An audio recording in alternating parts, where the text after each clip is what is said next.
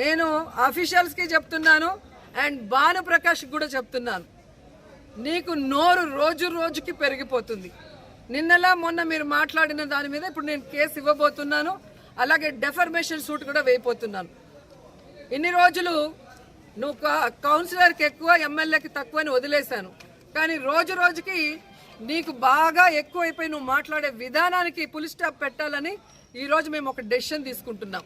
ఎందుకంటే నిన్ను కన్న తల్లే నిన్ను చీత్కరించుకుంది.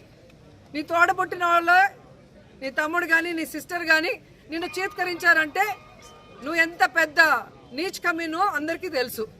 నువ్వు నా గురించి మాట్లాడేంత అర్హత నీకు ఉందా అని అడుగుతున్నా.